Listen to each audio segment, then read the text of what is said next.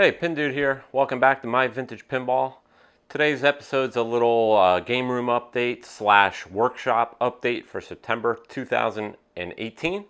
We're going to start right here in the game room, and we're going to start by noticing that where did the pinball machines go? Used to have pinball machines right here. Got some transformations going on in the game room, so let me show you what's going on. All right, so we moved the pinball machines from this corner of the room, which was in clear sight when you walked into the kitchen of the house. Moved them over here so they're around the corner.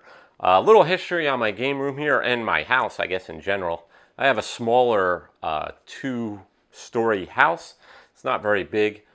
This particular room right here is the only room that's like off the beaten path. It's off the main traffic area of the first floor. I don't have a basement. This house is built on a slab, so I don't really have a good, place to make a game room, man room, whatever you want to call it. So this was actually two rooms to start, and I'll throw some pictures of this particular game room over the years. This room has been a game room on and off for probably the last 12 to 15 years. But this was actually two rooms. There was a back room and then the front room. This back room is where I made my game room after initially having it in an upstairs spare bedroom. So I had, I believe when I started, I had 8 video arcade games back here. And then when I got into pinball, I had 4 pinball machines on one side and 4 arcade games on the other side. And then of course, as I got more and more games, it started spilling into the front part of the room. So what does any pinball arcade person do? They knock a wall out of their house. So I took the wall out that divided these two rooms. And I think in the end, right around 2012, I had 10 pinball machines and 2 or 3 video arcade games in here. And then I sold all my stuff in 2012. And my girlfriend took this over as a home office slash working from home business. She has since disbanded that, and I ended up getting back into pinball. So that's where we're at right now.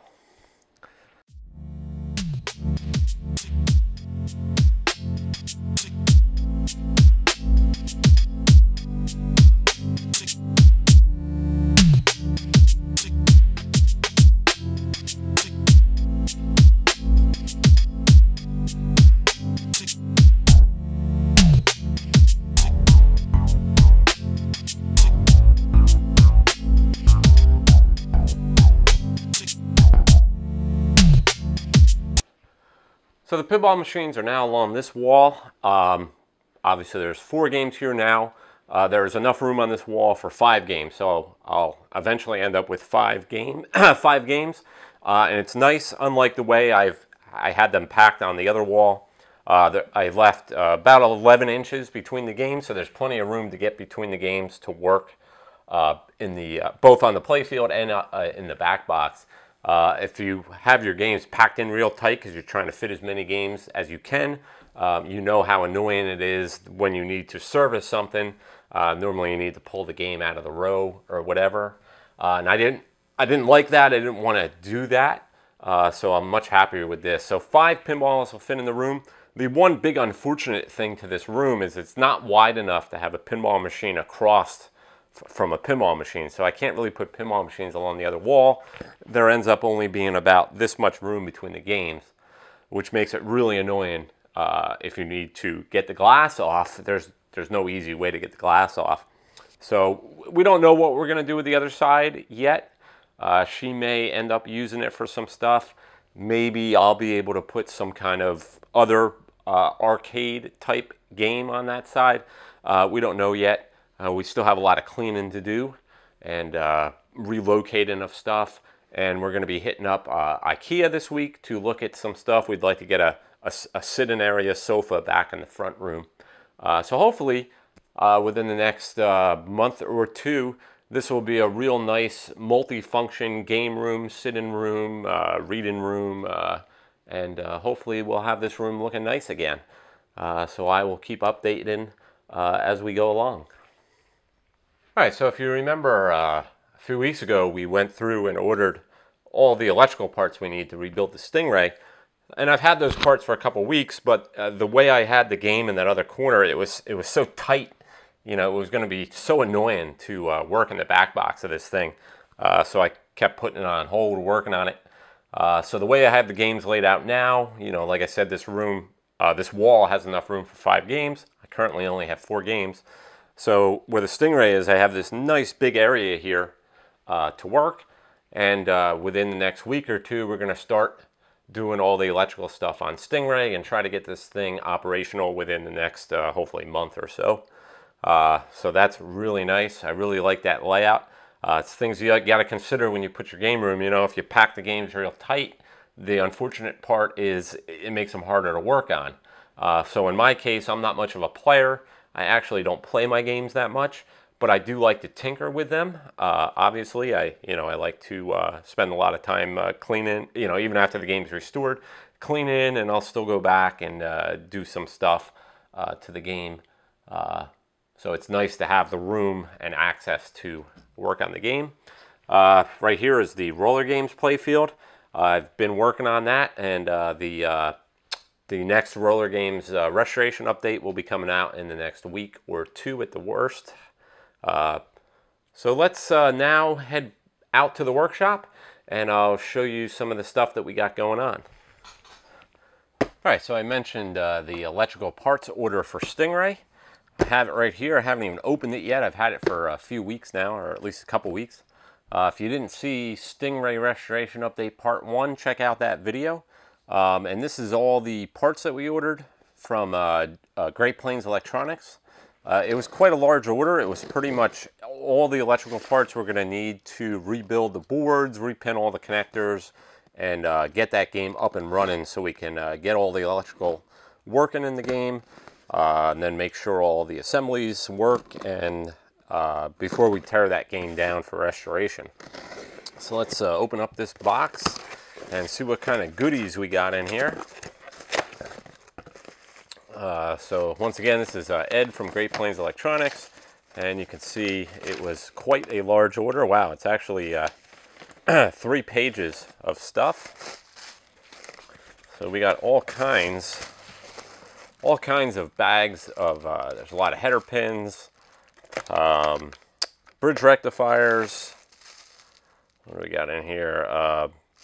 All the crimp contacts, the 0.156 and 0.100 terminals, 156 header pins and 0.100 header pins. All kinds of capacitors, actually resistors. It looks like this whole bag's resistors. Here's all the capacitors that we need to change on Stingray, and then a bunch of other electrical components here. Looks like Zener diodes, all kinds of stuff. I think this order was about, I think it was about $100. Some of the stuff was to have extras in stock. I think total parts was about $70 worth of electrical components that we need to put into the Stern Stingray to bulletproof all the boards, bulletproof all the connectors, and all the stuff that we're going to be doing before we turn the power switch on that game. And once we do all these components and we do turn that power switch on, that game should come to life and everything should work. So I'll be working on this in the next couple weeks, and we'll get that Stern Stingray Restoration Update Part 2 up, hopefully in the next 3 weeks or so. All right, so let's see what else we got going on. All right, so if you saw my Back to the Future overview / gameplay video, I mentioned that when I bought the game, it had a Rotten Dog power supply in it, and it was always my intention to get an original Data East power supply back into the game.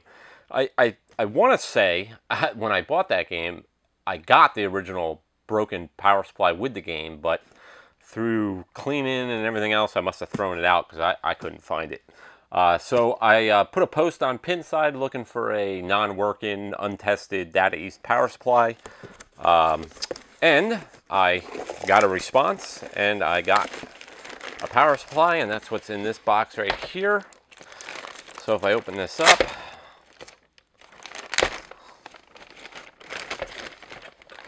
here is an original Data East power supply for alphanumeric games. It was pretty much used in all the early Data East games that used alphanumeric displays.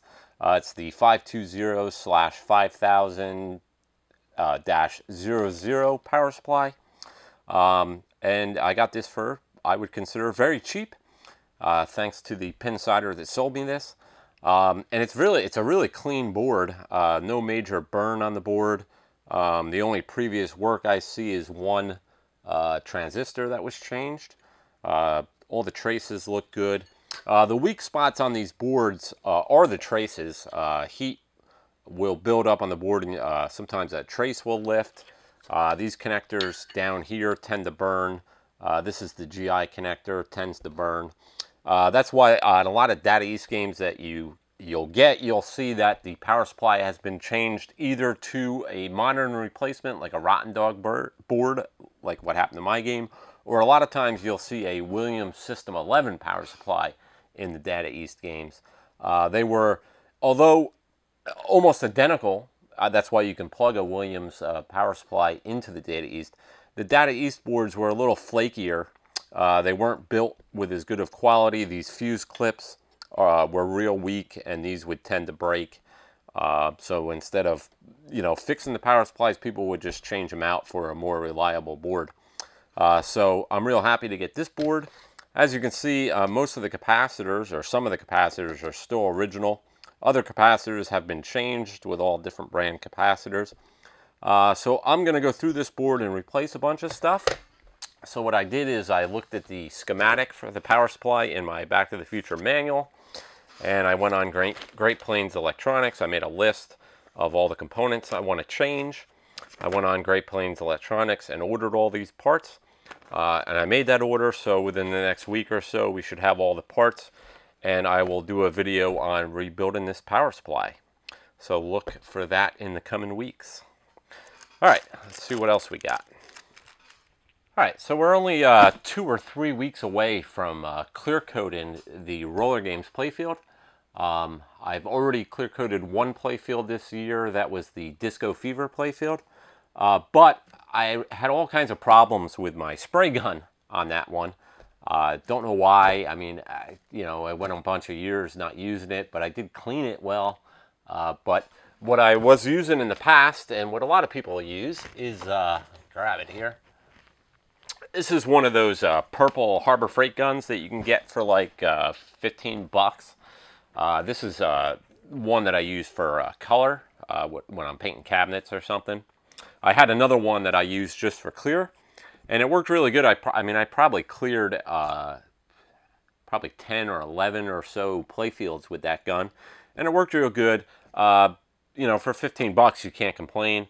Spray pattern's okay. It's not obviously up to the quality of a higher quality gun, and it doesn't hold its adjustment real well. Those would be about the only complaints I have with it. Obviously, we're clearing flat, playfields, so it's not real critical. You don't need a $1,000 HVLP gun to spray clear coat on a pinball playfield. But I wanted to step up a little bit better in quality instead of using a $15 Harbor Freight gun. And if you look for HVLP spray guns, the range in price is quite extreme. On the low end, you get these Harbor Freight guns, and then you have like Campbell Hausfield and some of the other cheaper companies that maybe have $40 guns. And then from there, it really jumps up to like $250, $300, $400. You start getting into DeVilbiss and some of those other expensive brands. So there's not a lot in the like $100 range, and that's what I wanted to spend. I was looking to spend about $100 to $150 on a spray gun. So I did a bunch of research and a bunch of Googling, looking at reviews, and I settled on this gun here, which is the brand is I'm not sure how to pronounce this, so I'm sure I'll screw it up. It's Iwata. IWATA, and this brand's pretty well known in the airbrush industry. They make pretty high quality airbrush equipment, but this got good reviews. This cost me, I believe it was it's right around $110. Price fluctuates wherever you look. but it should be around $110. This is the Iwata. The item number is 9230. It's an HVLP spray gun, and the reviews are really good on it. So I haven't actually opened this yet. So let's see what... I ordered this a long time ago, like probably soon after I got Disco Fever done. So there's the cup, you know, same size as what I was using. And here is the gun. And it's a really nice looking unit. It's also, it's got a nice quality weight to it. Unlike the Harbor Freight guns, which just, I mean, it just feels cheap. But like I said, there's nothing wrong with the Harbor Freight guns. I love them. I'm definitely going to buy another one to have as a backup. But this gun's definitely got a nice quality feel to it. And I'm excited to try this out on the roller games. So I would say we're probably 3 weeks away from clear coating that playfield. I still got touch-ups to do. I've been doing a lot of the sanding of the holes, and you'll see hopefully next week in the roller games video where I'm at with that. But got a new spray gun, and we're going to see how it works out. And then I'll give an updated review of once we use this gun. All right, so let's see what else we got. All right, so since we're talking about clear coat and pinball playfields, let's talk a little bit about the clear coat itself. I'll be spraying a two-pack automotive clear coat through an HVLP gun. I haven't exactly settled on what clear coating I'm going to use on roller games. This is what I used on Disco Fever. This is the Nason line. This is like the budget line in the Exalta / used to be DuPont line. So this is similar to the Omni line of PPG, which a lot of people tend to use. You'll see that suggested a lot, the Omni line of clear coats. My local body shop deals with Exalta. So this is, I believe, right around $23 for the quart with the activator. This is the Nason Select Clear 496-00. And it's a 2K urethane spot clear. I use it on Disco Fever. I'm pretty happy with Disco Fever. It came out really good. Previous to this, all my other clear coats that I did back years ago, I was using a higher grade DuPont clear coat that was like $75 for the quart. Quite expensive. I'd say the differences between the two is the higher end stuff was a little easier to deal with. But I'd say the shine and the durability of the Nason was very similar. So I'm probably going to use this again.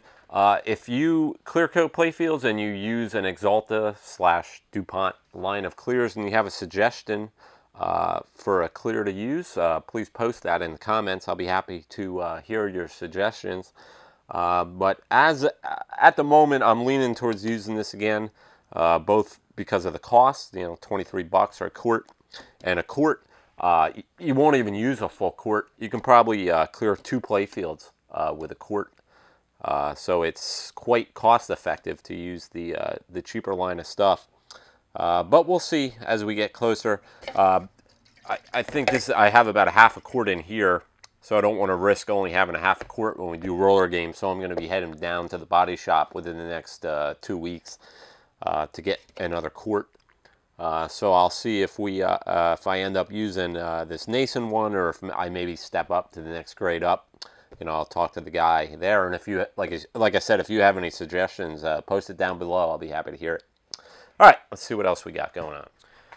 All right, so we'll do a little Tumblr update here. I've been tumbling like crazy, going through all the screws on the roller games playfield.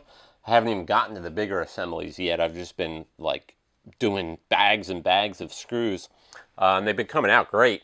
You know, I mean, the shiny, some of this hardware I didn't think I was going to be able to use. It was so corroded. But after going through walnut shells and corn, I mean, the stuff looks brand new. If you look through my previous videos, if you haven't seen them, I did 2 Tumblr videos. The initial Tumblr video, which was right when I got this Amazon Tumblr, and previously I've been using this berries tumbler for years. And then I did an update video on tumblers a couple months after that. So this is actually the third time I'm covering tumblers. But in this update, I'm using the same processes that I used in that second tumbler video that I did. But my update here is that this Amazon tumbler is no good. I tried everything. I tried the funnel mod that I showed in that second tumbler update video. And it is just not getting the job done. It does not have enough action to get the parts clean the way I want them to be, the way the berries tumbler does. The action in the berries tumbler is just so, aggressive that, in a 24-hour period, even on a pretty corroded part, it comes out really good. In this tumbler, you can run it for 48 hours, and it still doesn't come out as good as it does in the berries tumbler after only 24 hours. So I think I've come to the conclusion that the Amazon tumbler is just not for me, and I'm going to have to spend the money on getting a second berries tumbler. For me, I need the two tumblers because I have one set up for walnut shells, which is the first step that I use. So I'll usually run 24 to 48 hours on walnut shells, and then I'll do those same parts, move them to the corncob media, and run 24 to 48 hours, depending on what the parts need in the corncob. So unfortunately, the Amazon tumbler did not work out for me. That doesn't mean don't buy it. I mean, it's $40. It does work. I'm sure if you run the parts longer than 48 hours, I guess in some cases, it will work. I'm just not happy with it, and I am not going to be using it anymore after I get the second berries tumbler, which I'm probably going to be ordering within the next week or so. So that's the little update on my tumbler situation. And I have so much more to tumble. I mean, there's just endless parts from the roller games playfield that still need to go through the tumblers. So that's what these tumblers will continue to run non-stop for the next coming weeks for sure. Alright, so I think that'll do it for this little game room / workshop update for September 2018. I think that gets me up to speed on everything that's going on. It was kind of a slow week. I didn't get a lot done. I mean, I did get some work done on the roller games playfield, but I had some issues. My water heater, which is right out here in the pinball workshop here, bust a seam at the bottom of the water heater. I came out one morning and the whole garage floor was flooded. I stepped pretty much up to my ankles in water. Luckily, I don't have anything really on the floor. Everything's kind of elevated in here, so nothing got damaged, luckily. But that wasted one of my whole days off, getting shop vac and water out of the garage and getting the plumber here to replace my water heater, which was luckily still under warranty. But that blew one day, and then I got sick for a couple days. It just wasn't a great last week and a half. But anyway, we're back on track and we're trying to get stuff done. The roller games playfield's coming along. We'll be touching that up. Probably within a couple days here, I'm going to start doing the actual touch-ups on the playfield. So look for Williams Roller Games restoration update. I guess it'll be update episode number 9 coming up within the next, hopefully next week, if not the following week after that. But that'll do it for this episode. I hope you enjoyed it. It's just a little update video here. I want to thank you for watching My Vintage Pinball. Check out my Facebook page, My Vintage Pinball, starring Pin Dude on Facebook. If you have any viewer mail, you have any question or a comment you'd like me to read on the air, send me an email at fierodoug@gmail.com. So that'll do it. I am Pin Dude. This is My Vintage Pinball, and I will see you next time.